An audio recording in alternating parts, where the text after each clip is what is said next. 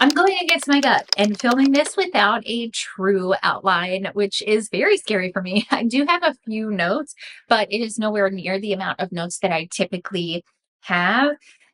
Oftentimes, I feel like I'm better understood if I just ramble, but I know that people don't want to listen to me. You don't want to listen to me ramble for an hour just to kind of like roundabout make a half of a point, right? Our time is way more valuable than that, and I absolutely know and respect it. So today, I just kind of wanted to have an honest chat with you and kind of explain what's been going on here and why I'm not LV anymore, and what exactly my soap business is doing after 5 years, why we are starting over.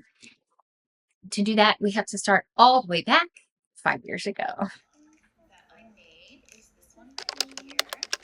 And this is a sweet almond milk bath bomb. This entire journey started 5 years ago, which is so crazy to think about. So much has happened, so much has changed since then. Luckily, I have been documenting it pretty much since the original inception and every single pivot since then. But I think that it's a true testament to how you can grow and change over time. When I started, I had totally different ideas, goals, expectations, understandings, all the things, right? Not only about soap making itself, but business, product based businesses, online business, social media selling, marketing. I had this entire different thing or idea kind of pitched in my head as to what it would look like. And because I was chasing that, I did absolutely everything I could to get there. I was doing vendor markets. I was running online sales. I was selling anywhere I could think of. I was on wholesale. I was doing retail. I had commission partnerships. I was even in the talks with a local DIY workshop to do a monthly recurring candle workshop. What I ended up doing, because I wanted this level of success, I wanted to quit teaching. I wanted all the things. I started taking on more vendor markets. I started doing custom orders. I started doing promotional product orders. I started working at the vintage market. I started building commission based relationships with local hair salons, boutiques, whatever it was to grow. That's what I was doing. And it came to a point, and I think that a lot of you can relate to this, where I finally was like, wow, this is miserable. Um, Not to put it like that, but like, you do all of this hard work, but you get to this point where you either have to, your options are to hire someone or scale back because it's not sustainable. I have 3 young kids. Right now it's kind of chill because it's winter, but like in the spring and fall, we are not here. We are gone. Like we are at the sports field 6 days a week, then on church on Sunday. Like we are busy. And while the idea of hiring someone was super enticing, I knew that it wasn't exactly going to work for me and it wasn't something that I wanted to do. So that kind of leads me to one of two things, right? You continue to drown and be miserable, or you take a step back. Because what ends up happening is that success and drowning in your own success will cause you to lose sales, which is exactly what happened to me. Things truly were going great. But if I'm trying to fulfill a promotional products order and do a custom order while maintaining my wholesale and retail online stores, somewhere the ball is going to drop and you're just going to lose the trust, which is what happened to me. You're going to lose the trust, you're going to lose the order, you're going to mess up something and have to redo it and replace it and all the things. And it just continues to compound that way until you have nothing left. Because I did find this to be, unfortunately, the case for me, I had to take a real step back, which is exactly what I did last year, and figure out what I truly wanted. I did not want to quit teaching. I love teaching. It's like such a part of me. Like I absolutely love teaching. I am considering moving up to middle school. I don't know. I'm elementary right now, science teacher, but I am considering middle school. So I'm not exactly sure where I'll land with that. Like, don't keep me to it, but I do have some ideas of moves I want to make in the upcoming year, but none of them are leaving teaching to run my business full time. And I think that that is such a huge disconnect or a huge differentiator, I guess I should say, for me, because I know I want to keep working full time, but I also want to have this successful business. So when I took a step back last year, I was hoping things would kind of maintain a little bit without me, just based on all of the work that I had done leading up to it, but they really didn't. So when things kind of tanked, right, when things dropped off for me, what I ended up doing was taking that hard, honest look at how things were going and trying to figure out how I could change them to better impact my sales and help me develop a strategy. And it was that honest reflection that led me to discover and actually put into words that my brand tanked without my 150% attention to it because it's not unique. LV was not anything special. And while it was special to me, right? We know it was special to me. It was my passion, it was my love, but that doesn't mean that it is special to everyone else. And if you want your brand to be special to other people or your customers to be obsessed with your brand, it has to be memorable and something that they can relate to, right? Being fancy, or as I had been referring to LV as luxury. It's great. It really is, but it's not a brand theme or concept that is going to attract people and have them coming back to you repeatedly. You have to do something more than just those broad, organic, all natural, handmade, goat's milk. Like, people have come to expect that. That is the new normal. That's not a differentiator that sets you apart. It's a standard for our businesses. And when I finally realized that, I definitely did a lot of mindset work and became really determined to change everything and anything that needed to change in order for me to be successful again. I wanted it to be unique. I wanted it to be fun and kind of like carefree, right? An escape from everything that you're hearing about, an escape from the things that we just can't seem to get away from. And I do believe that that is what I created here with my new brand. So, what did all this reflection help me figure out for my present self, and how am I starting over? Great question. Basically, LV is no longer. I still have a lot of materials that I will continue to use until they have run out. Early this year, it's actually in January of this year, it's December 2025 right now. So in January, I had talked about my goals and how, again, I wanted to kind of scale back and really focus in and hone in on one thing and become great at it and become known for it. But I had a bunch of materials. So slowly over time, I have been using them. I definitely did sell some.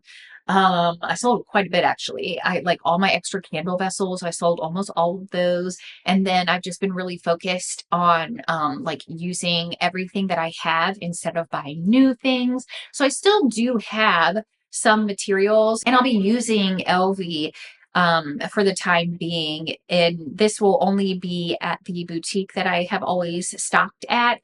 I actually am going to meet with her today. We're going to kind of like chat about the upcoming year. We do this twice a year, I think.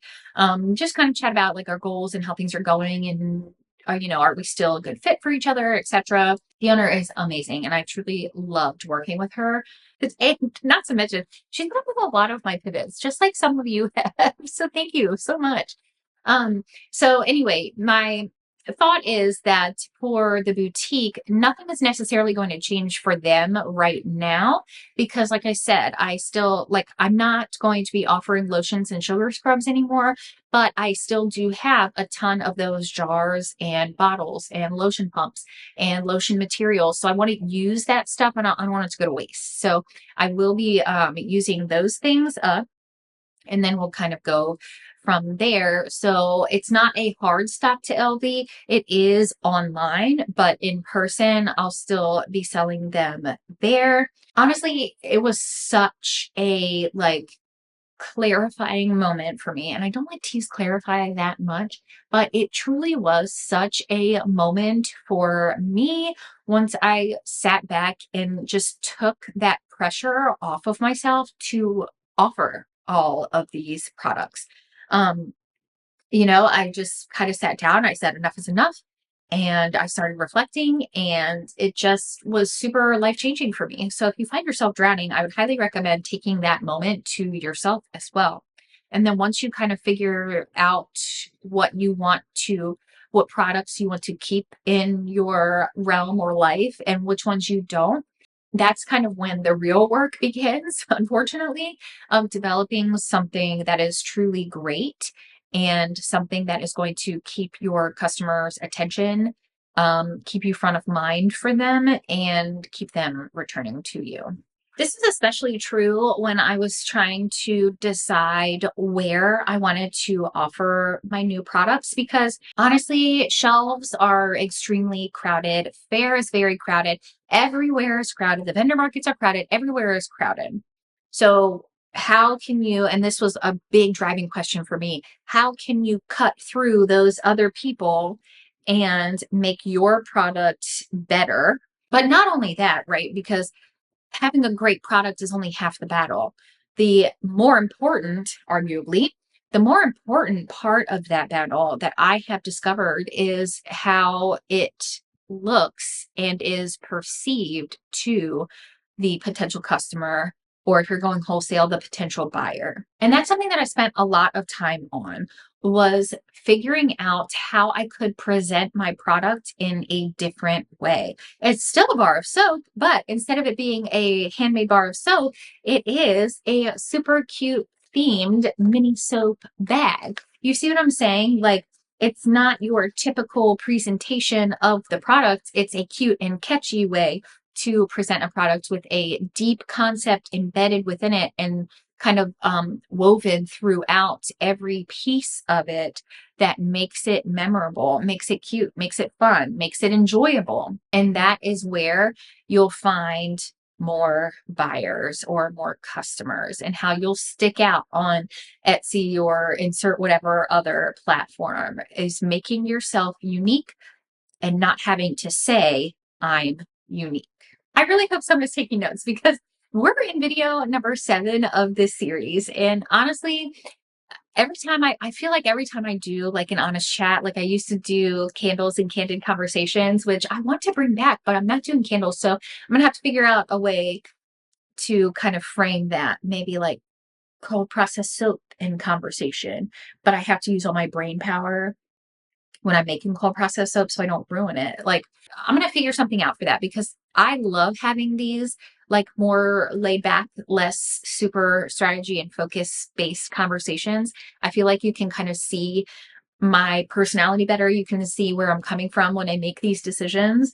So hopefully, I don't know, hopefully this is painting a good or better picture of why I'm starting over. I don't know, maybe not. But anyway, if you are still here, please leave your shop information down below. I would love to come to your website and purchase from you. And really, I think that it would be really great to be able to shop from you and just show you that I support you in the same way that you are here showing up for me every week and supporting me by subscribing to the channel. So leave that down below. Okay, describe it your shop to us, introduce yourself. Maybe you drop a bestseller in there. That's what I want to try. I want to try everyone's bestseller. And now on to the final piece of this puzzle, this extremely long-winded puzzle. Um, my hopes for the future. See, I wrote like a little past me, present me, future me section and then went off of the rails. What do I want for the future of my business? I know exactly what I want for the first time ever. It is more clear to me now that I have made this pivot than it ever has been before. You can call it age, you can call it experience, you can call it, I don't know, whatever you want, right? But what I want for the future is to stay a small business where it's just me and my daughter, and then my other daughter and my son, if they want to help, whatever. Um, I want to be free on the nights and the weekends. And obviously, right, I'll have to do a little bit here and there, but I want to be majorly free on the nights and weekends. I want to make things when I want to make them. I want to film when I want to film. I want to be in control of every aspect of the business, not let any of those things control me. And that's what I want. That is exactly what I want. I want to have some wholesale clients that keep me busy but not drowning. I want to make some retail sales that are fun and exciting. I want people to love what I am offering, but I don't want to be making soap every single day. I really mean that. Look, I have my first 6 collections under my new brand planned out, and I am very excited for it. And actually, I'll be talking about those more in an upcoming Maker's Diary, so that'll be fun. But I have planned out already. I've never been that well planned out before, and I can honestly say that it is because I can relax and I actually have a moment to think without being like, oh my God, I have to do this. I have to do this. I have to do this. I have so many things. I'm wearing so many hats. I'm still wearing the same amount of hats, but I'm just now extremely focused because I know I only have one product to focus on. I don't have to educate my audience on why my candles are the best and why my soap is the best and why my lotion is the best. They are, obviously, but I'm not doing that anymore. I only have to educate my audience on why my soap collections are better than every other single bar of soap that you will buy in your entire life. And that's exactly what I'm doing. I have rambled enough. I already know it. If you're still here and you don't think I'm a crazy person, I would love for you to subscribe to the channel. If you're interested in taking that first step after reflection, right? Like where you reassess, you reevaluate, you dig deep into what you want your brand to actually be, the concept that you want to actually follow. I would love for you to check out my free workshop. It is called the Brand Concept Workshop.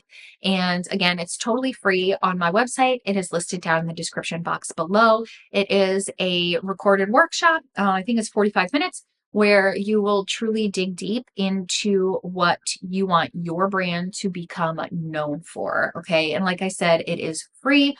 I would love for you to check that out. And I think that it will very much so help you, regardless of what stage you are at in your business, especially if you feel like you are drowning and things aren't really working out the way that you thought they would at this time, right? After all of the work and passion you have put into it. Sorry, I know it was a long winded one, but sometimes when I get going, I really get going. Okay. I will talk to you next week. Bye.